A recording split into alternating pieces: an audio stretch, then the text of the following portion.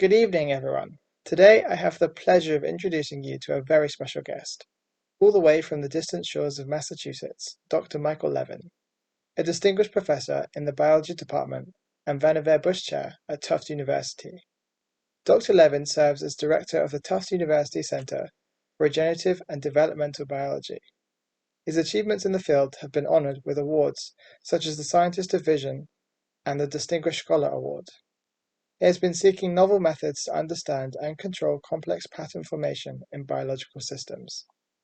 His work aims to tackle the most fundamental of questions about how life organizes itself. The ability of an axolotl to regrow a divided arm is an unquestionable marvel of nature. But now take a second to think about how the remaining arm cells know how to do that. How do they know when to stop growing? How many fingers to have? What length to be? How does a single egg cell give rise to the millions of individual cells that make up the human body? If these questions keep you up at night as well, then fear not, for you have come to listen to the right person. So, sit back, engage those neuronal gap junctions, and enjoy tonight's journey through the mind-expanding realms of collective consciousness, cellular computing, and regenerative medicine. Please, take it away, Dr. Levin. If anybody's interested later on, you can find all of the primary work and our software and everything else at these two websites, and you can reach me there as well. So what we're going to talk about there's a number of ways to kind of get into this, but I want to start thinking about one particular way, which is the change that's happening in engineering. You know, for hundreds, if probably thousands of years, we've been engineering with largely passive materials. And more recently, you might have seen some work on active materials and even computational materials or computational matter. But now we are able to start engineering with agential matter. And I'm going to argue that any kind of engineering with living cells or living materials really takes us into a very interesting, completely new world where we have to start asking ourselves, what do the parts of the body think about? And so we can warm up this way. So this person needs no introduction, of course. This is Alan Turing, who was very interested in intelligence, mind, and ways that these mental features can exist in the real world. He was interested in different implementations. What kind of, obviously, certain biologicals have mind and intelligence, but what else, right? Could we make out of other substrates? Could we make that? So he was interested in kind of the general aspects of mentality that's distinct from some particular implementation. But he also wrote this. He wrote a really interesting paper on morphogenesis. And one might wonder, why would the same person be interested in these two things? What does morphogenesis or pattern formation have to do with intelligence? And I'm going to argue that he was onto something very fundamentally deep, because these are really the same problem. And the answers to both of these fields enrich each other. So one thing that sometimes happens is that people will look at things like anthills and termite colonies and flocks of birds, and we sometimes talk about these as collective intelligences. And so people wonder, well, to what extent could we call these real intelligences? Because I am a centralized true intelligence, and then maybe a collection of ants may be thought of as a collective intelligence. And the thing to realize is that actually there are no centralized intelligences. We are all collective intelligences. In fact, all intelligence is collective intelligence, because we are walking bags of cells. We are not some kind of indivisible diamond of cognition, but we are actually a structure that's built of lots and lots of cells interacting in some way that allows the collective to have goals and memories and preferences and thoughts that belong to the emergent self and not to any of the individual cells from which you arise. So this scaling of intelligence across collectives is really a fundamental question, and this is not just for these kind of systems. This is for all of us. And so in biology, what we see is that biology uses a multi-scale competency architecture, where basically what happens is that at each level of organization, from molecules to cells to tissues, organs, and so on, we're not just a collection of nested dolls structurally. That much is obvious. Everybody knew that. But actually, each of these layers has a particular competency to solve problems in its own space. So all of these things have the ability to, at every level, they have the ability to solve problems in different kinds of spaces, transcriptional spaces, physiological spaces, of course, the familiar 3D behavioral space of classic behavior, and so on. And so all of these things have competencies, and this has really important implications, because we're not used to in the engineering world, we're not used to dealing with systems that have competencies on multiple scales. You know, sometimes I give a talk called "Why Robots Don't Get Cancer," and the reason is because they're largely made of very passive parts, right? The collective has some sort of goal-directed behavior, but the parts generally are pretty dumb. So biology is not like that, and so let's think about what are we made of. This is the sort of thing that we're made of. This is a Lacrimaria. So this is a single cell. It has no brain, it has no nervous system, it has no stem cells or cell-to-cell communication or anything like that. It's one cell. You can see the incredible competency with which it handles its local physiological, behavioral, anatomical, all of its various kinds of needs, all handled within one cell. And so we are made of single cells, and the single cells, when they join together to form our body, they don't give up all their IQ, but they do harness it in new ways. And the important thing to think about is that each of us took this journey, this amazing journey from physics to mind. What I mean by that is that we all start life as a quiescent oocyte. It's a little blob of chemicals. You can model it with something like this, these little protein and gene regulatory networks. You look at it and you say, okay, this is clearly a piece of chemistry. There is no magic here. There is no high-level cognition. It's just chemistry and physics. And yet, eventually, that oocyte will give rise to something like this, or perhaps one of us. And then, some 9 months and years later after that, you get whatever we are. You get a human with complex metacognitive capacity that can make comments about its own high-level cognition and hopes and dreams and everything else. And the key is that, of course, this is an extremely smooth and continuous process. There is no magic lightning flash in developmental biology where, boom, on this particular step, that's where cognition enters the picture. Everything else was physics. Now we really have mind. That doesn't happen.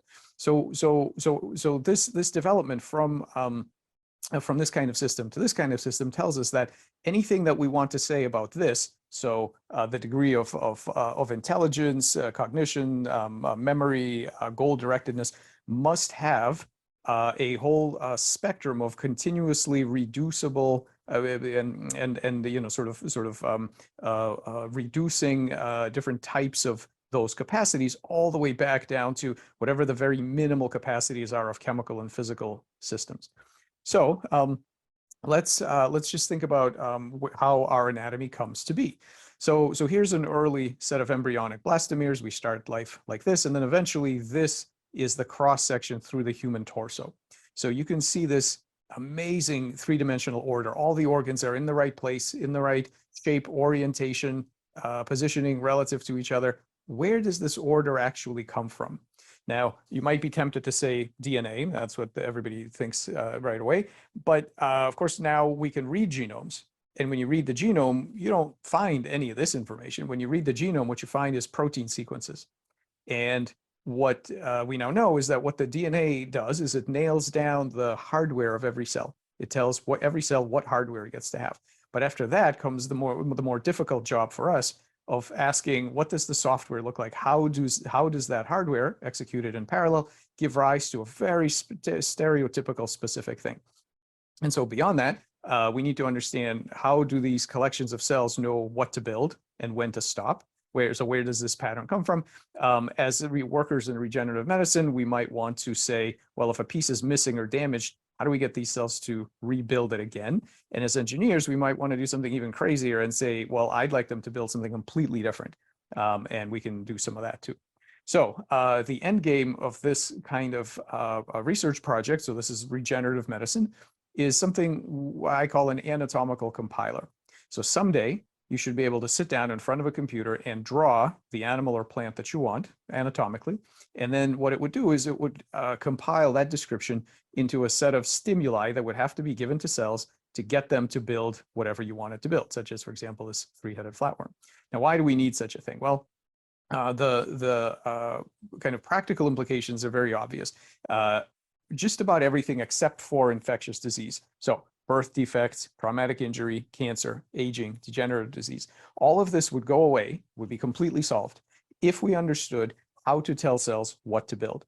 if we knew how collections of cells make a swarm type of decisions about this kind of collective intelligence decisions about what they're going to build, we could replace or repair any of these things. And so what this is really about is to understand, how do we control the scaling of individual cellular activities towards large scale system level goals, having the right number of eyes, the right number of limbs, and so on. And of course, this is also very important for understanding genomes, evolution, and all of those things. Now, we are extremely far away from this. And that's kind of odd. You would think that, wow, all the genetics and genomics has been going gangbusters. The biochemistry has been advancing like crazy. Why do we not have something like this? We know how to make any protein we want from a genetic sequence. Why can't we make anatomies on demand? And so, just to give you a simple example of the wide ocean of ignorance here, let's look at this. This is a baby axolotl, and baby axolotls have legs. This is a tadpole of the frog, Xenopus laevis. Tadpoles do not have legs. And so now I ask a simple question. We're going to make, as we have in our lab, we're going to make a frogolotl. So it's going to have 50% of frog cells and 50% of axolotl cells. Now, you've got the frog genome, you've got the axolotl genome. They've both been sequenced. All the genomic information is there. So I ask you a simple question. Is the frogolotl going to have legs or not? And what you realize very quickly with questions like this, which even a 7-year-old could ask this question, that despite all of the molecular information about the hardware, we have absolutely no idea how the collective makes anatomical decisions, because we can't answer questions like this. We know everything there is to know about the genomic sequence. We have no idea how to predict if it's going to have legs or not, and if it does, if those legs will consist of only axolotl cells, or it'll recruit some frog cells. I mean, we just don't know. So the state of the art here is this, that we are very good at manipulating molecular pathways, so the cellular hardware. We're a very long way away from control of form and function.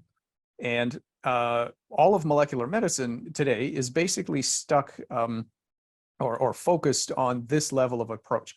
So this is what computer programming looked like in the 40s and 50s. You literally physically had to interact with the hardware to get that computer to do something different.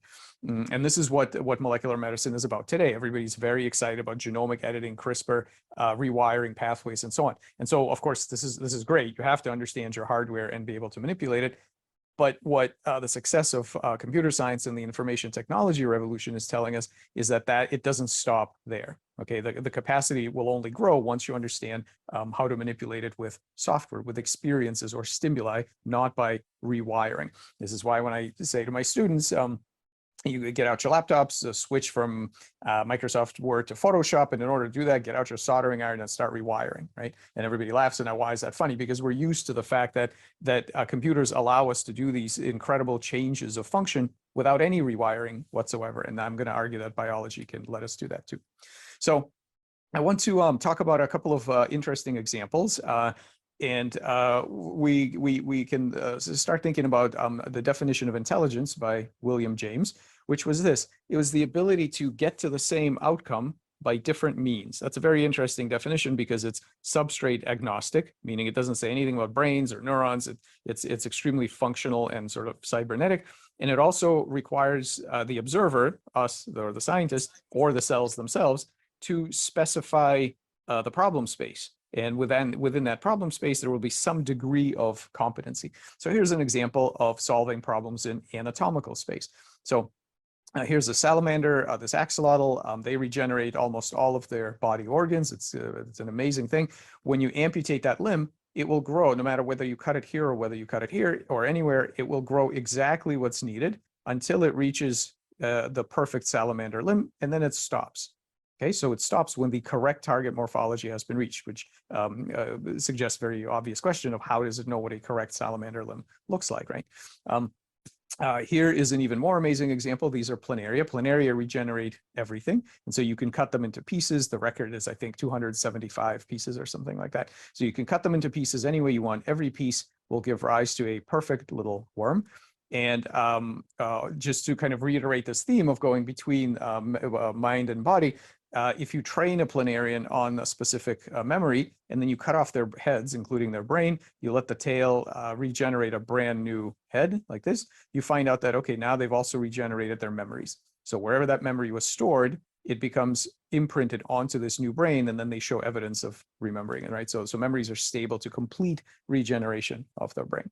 So think about this amazing degree of plasticity here. This is an example in vertebrates.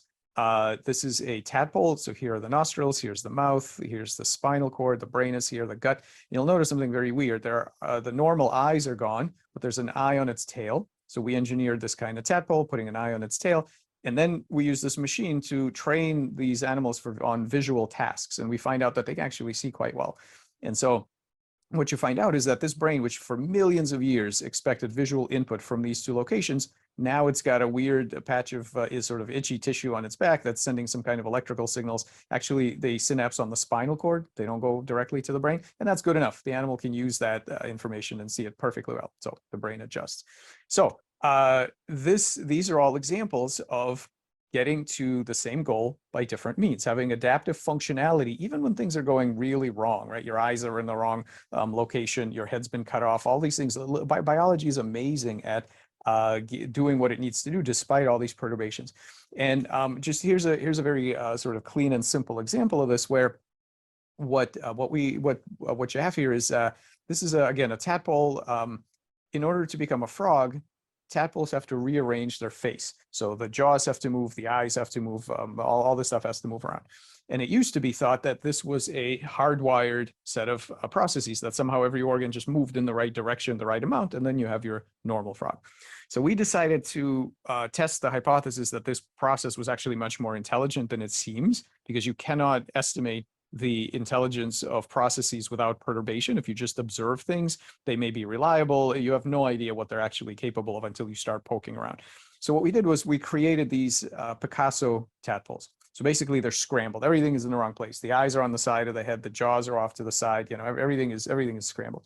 And what you find is that they still make perfectly normal frogs, because all of these organs move around in novel, abnormal paths. Sometimes they in fact go too far and they have to sort of come backwards, but they run around and they end up where they're supposed to be for a normal frog face.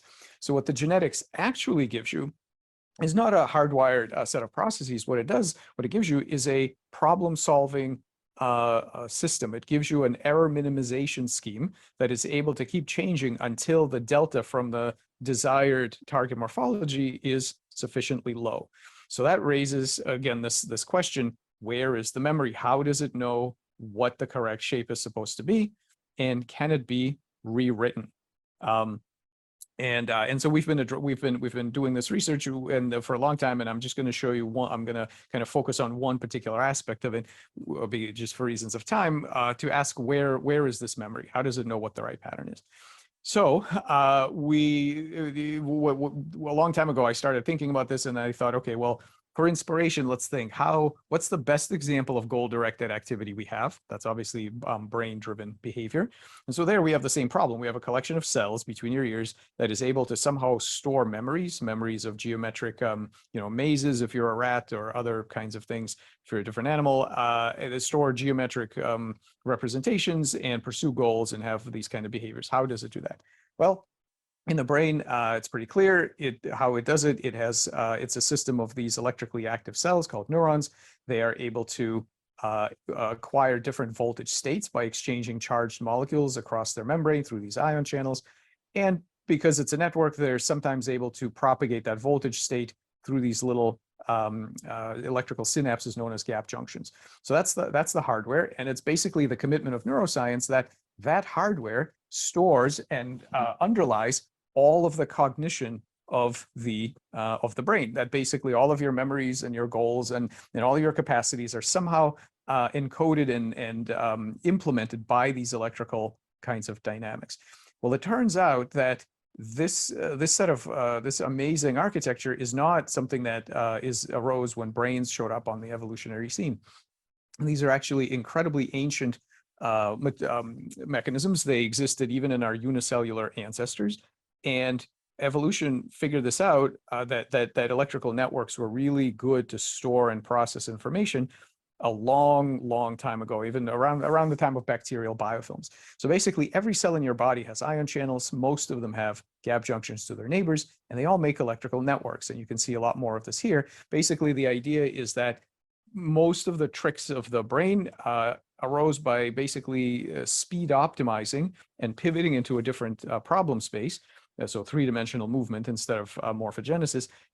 Some of the exact same dynamics that electrical networks have been doing for a really long time. So what we did was we developed some tools to read and write these electrical states in tissues exactly how neuroscientists have been doing it for the brain.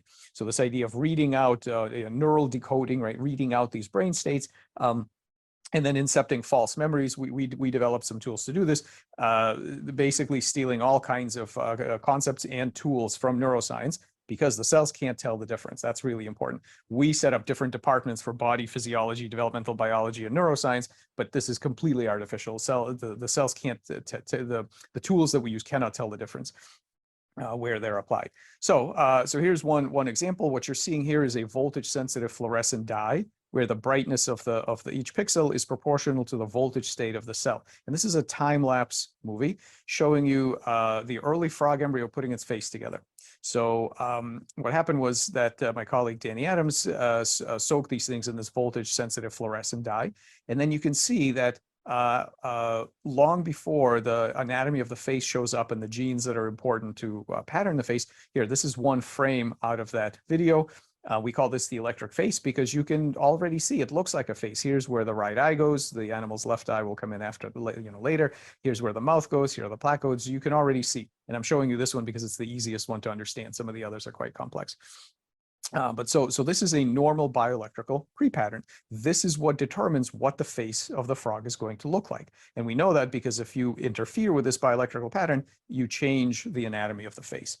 How do we do that? Well, again, we use all the same techniques as neuroscientists do. So there are no waves, electromagnetic radiation, no magnets, no electrodes, nothing like that. This is all playing on the endogenous bioelectrical interface that the cells expose to us. So these ion channels are exactly how the cells were meant by evolution to control each other's behavior so they could cooperate together. And now we are hijacking that. And so we do that by controlling these ion channels. Think of them as a kind of keyboard onto this computational medium of tissues. And so we can control the ion channels and we can control the gap junctions. And this is by, we can use light, we can use drugs, we can mutate the different channels, although mostly we use drugs and light. So when you do this, so what happens when you do this? Can we actually incept? So the argument I'm making is that much like in the brain, in the rest of your body during interesting events such as embryogenesis, regeneration, cancer suppression, metamorphosis, the electrical grid of the rest of the cells is basically the computational medium by which that collection of cells makes decisions about what it's going to build. Okay, so much like we navigate three-dimensional space using the electrical circuits of our brain, the rest of the cells are using those same kinds of electrical circuits to navigate other spaces, for example, morphospace, to build and what they want. So can we get them to build something else? So here's a few examples. I showed you a bioelectrical pattern that makes an eye in the face. So what we did was basically impose that same bioelectrical pattern on the gut. And you can do that by injecting RNA that encodes specific ion channels. And when you do that, and you can do this anywhere in the animal, those cells read that pattern. They say, I guess we're supposed to make an eye, and they make an eye. So these eyes can have all the same layers, so all retina, optic nerve, all that same stuff. If you only convert a few cells to this electrical state, they're smart enough to grab a bunch of their neighbors. So the blue one, this is a cross section through a lens in the tail of a tadpole somewhere. And the blue ones are the ones we actually injected with that ion channel. But they realize there's not enough of them to make a proper lens. So they've recruited a bunch of their unmanipulated neighbors. Okay, these guys were not, the brown ones were not themselves converted in any way. And yet they all participate together, right? Because there's two levels of induction here. We instruct these cells to make an eye. These cells instruct their neighbors to work with them to make this eye, right? This morphological goal-directed activity. So doing that, you can make ectopic otocysts or inner ears. You can make extra hearts. You can make extra brain. You can make extra legs. So none of this is Photoshopped. These are all real live animals. So here's our six-legged frog. You can make fins, which is kind of interesting because tadpoles aren't supposed to have fins. That's more of a fish thing, and we'll get to that momentarily. But so you see here that what I'm showing you is that these bioelectrical states are instructive, that they control a very simple signal is basically a subroutine call, induces the system to head for specific regions of morphospace, meaning to make limbs or hearts or whatever else. Okay, so I want to give you one specific example where this is perhaps one of the places where we work this out in the most detail. This is a flatworm, these Planaria. And the Planaria, when you cut off the head and the tail, they regenerate as single-headed animals 100% of the time. They always get it right. So what you can do is you can take this middle fragment and you can ask, well, here the anterior genes are expressed in the head, not in the tail. Fine. Here's the bioelectric state. The anterior side is depolarized, so that's where the head is going to be, and you get a one-headed animal. However, what you can do is in this two-headed animal, you can induce this kind of bioelectrical state by opening and closing some specific ion channels.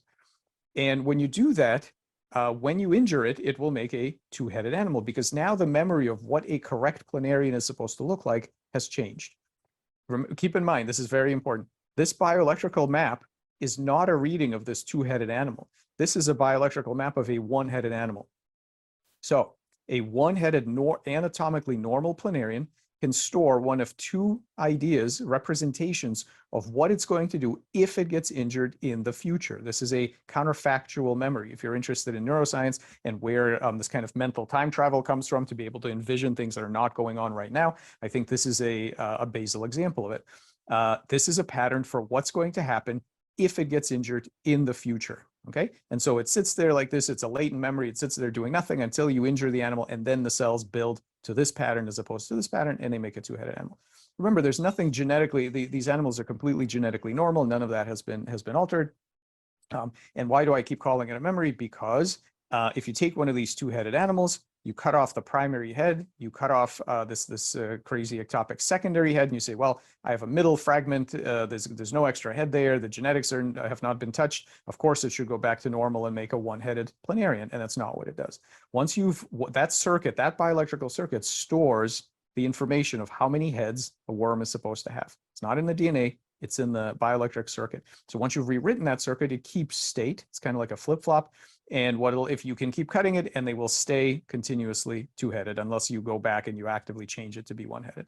And if you're wondering what these things look like in behavior, here they are. Here's a little video. This has all the properties of memory. It's long-term stable, but it's rewritable. It has conditional recall, meaning it can sit there doing nothing until you cut them, and it has discrete possible outcomes. Now, I've shown you that bioelectrically we can, by manipulating the memory, this is literally the electrical memory of the tissue of what it's supposed to look like. By manipulating it, we can ask it to make a second head, fine, but we can also ask it to make heads appropriate to other species. So here's a triangular headed planarian. We can make them make flat heads like P. felinas, round heads like S. mediterraneas.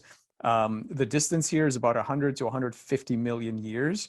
Okay, again, nothing wrong with their DNA. If you sequence the genome of these things, you're not going to find anything different, but they have a completely different anatomy. Not only their head shape, but the shape of their brain and the shape of the distribution of the stem cells, just like these other species. So we can access other attractors in this morphospace by altering how the cells talk to each other electrically after injury. You can even push the system to very distant attractors that don't belong to planarians at all. So you can make things that look like this, these spiky forms, or this kind of cylindrical shape, or kind of a hybrid form. So again, these are all what we're doing here is we're incepting false memories, bioelectrically encoded patterns into the collective intelligence of this set of cells that is going to then guide their morphogenetic activity. So in the last just two more minutes or so, I want to take this one step further and ask, what are the limits of this? You know, how much real-time plasticity is there, and how much does standard development really obscure this plasticity and this intelligence?